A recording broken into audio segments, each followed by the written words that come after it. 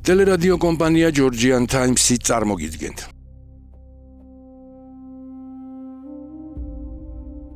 სკანდინავიური მითოლოგია. ოდინი. სკანდინავიური მითოლოგიის სამყაროში ოდინი რთული ფიგურაა. იგი მხოლოდ უზენაესი ღმერთი არ არის. ოდინი ერთდროულად არის მმართველი, ბრძენი, ჯადოსნური ცოდნის მაძიებელი, ომის გამგებელი და პოეზიის მფარველი. სწორედ ამ მრავალ სახეობამ აქცია იგი ჩრდილოელი ხალხების რწმენის ცენტრალურ ფიგურად. ძველი გადმოცემებით ოდინი ბორისა და ბესტას შვილი იყო, მას ჰყავდა ორი ძმა, ვილი და ვე. სამივე ერთად მონაწილეობს სამყაროს მოწყობის პირველ დიდ საქმეში. მათ დაამარცხეს პირველ ყოფილი გიგანტი იმირი და მისი სხეულისგან შექმნეს სამყარო. შემდეგ ზღვის ნაპირზე იპოვეს ორი ხის ნატეხი და მათგან შექმნეს პირველი ადამიანები, ასკი და ემბლა. ამ მითში ოდინი უბრალოდ ძალის მქონე ღმერთი არ არის. ის თავიდანვე გვევლინება როგორც არსება, რომელიც უწესრიგო საწყის ფორმას აძლევს და სიცოცხლეს აზრს ძენს. ამიტომ მისი ძალა მხოლოდ ბრძოლაში არ ჩანს. იგი სამყაროს წესრიგის დამფუძნებელიც არის. როცა ღმერთების სამყარო ჩამოყალიბდა, ოდინი ასგარდის მთავარ მმართველად წარმოისახა. მისი მეუღლე ფრიგია, ხოლო მისი ოჯახი და შთამომავლობა სკანდინავიურ მითებში დიდ როლს თამაშობს. მაგრამ ოდინის ძალაუფლება ტახტით არ ამოიწურება. მასთან არის შუბი გუნგნირი, რომელიც მიზანს არ სცდება. 8 ფეხაცხენი სლეიპნირი და 2 ყორანი, ჰუგინი და მუნინი. ეს ყორნები ყოველდღე დაქნიან სამყაროში და დაბრუნების შემდეგ ყველაფერს უყვებიან. ამ სახეებით ოდინი წარმოდგენილია როგორც ღმერთი, რომელიც ძალას მხოლოდ იარაღით კი არა, ცოდნითაც ფლობს. მისთვის ყველაზე მნიშვნელოვანი არის იცოდეს, რა ხდება სამყაროში და რა მოელის მას მომავალში. ოდინის სახელიც მის ბუნებაზე მიანიშნებს.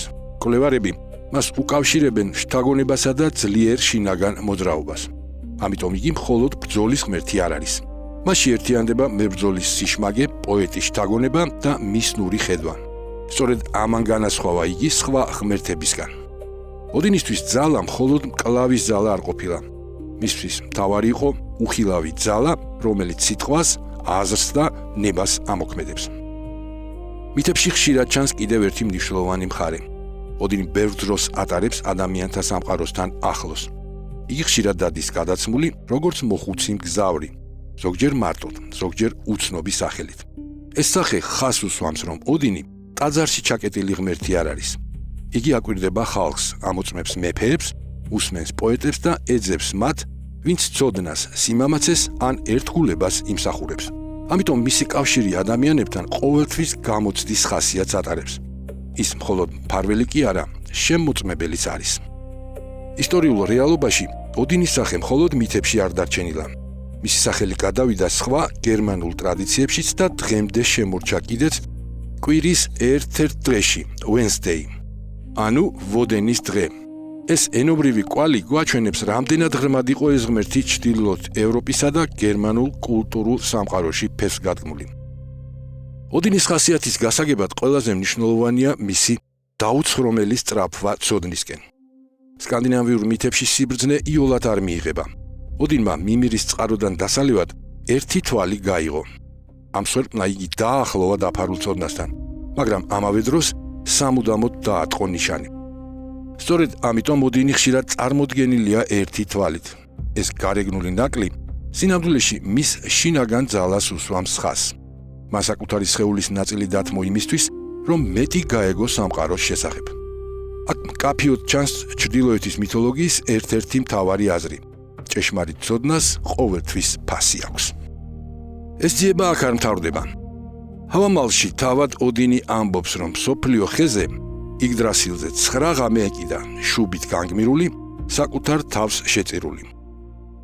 ამ ტანჯვის შემდეგ მან რუნების საიდუმლო შეიმეცნა. რუნები მხოლოდ ასოები არ იყო, ისინი ძალასთან, სიტყვასთან, ბედისწერასთან და საიდუმლო ცოდნასთან იყო დაკავშირებული. ამ ეპიზოდმა ოდინი აქცია არა მხოლოდ ბრძენ ღმერთად, არამედ მაგიისა და სიტყვის ძალის მბრძანებლადაც. ამიტომ უკავშირდება მას შელოცვა, წინასწარმეტყველება და პოეტური შთაგონებაც.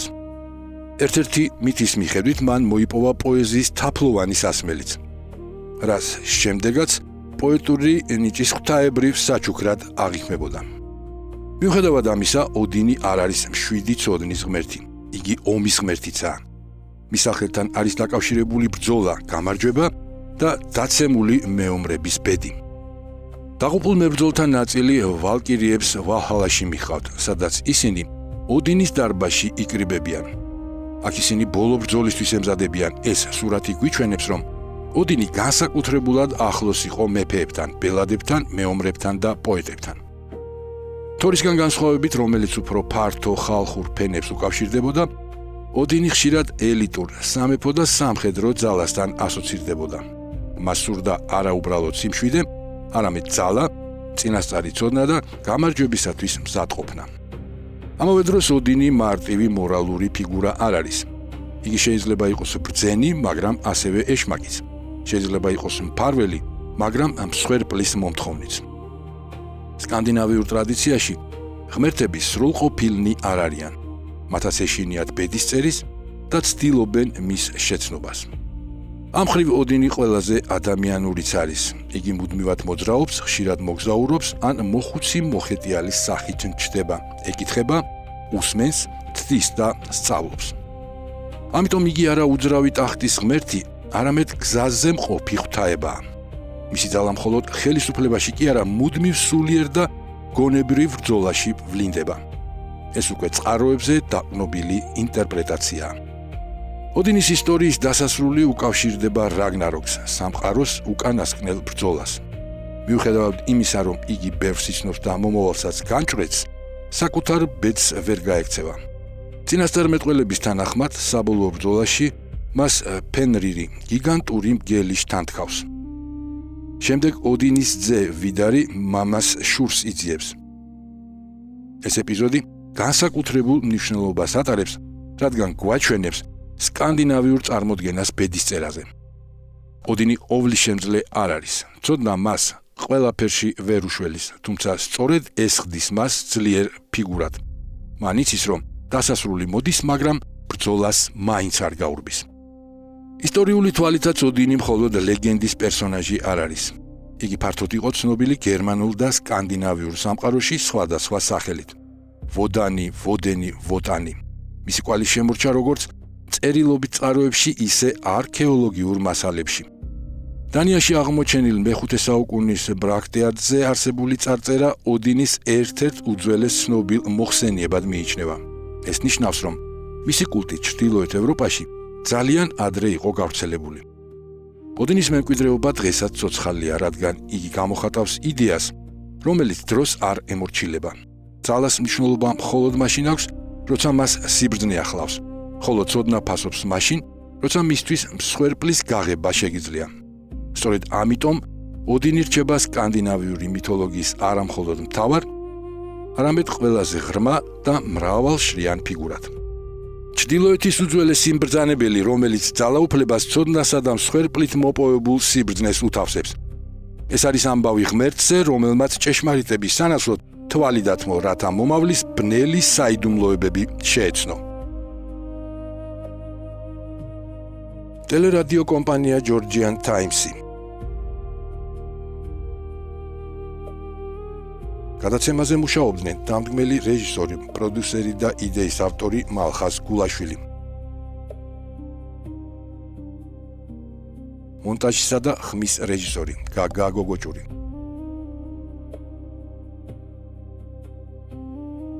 სცენარების ავტორები გაგა გოგოჭური, მირზა ცხოიძე.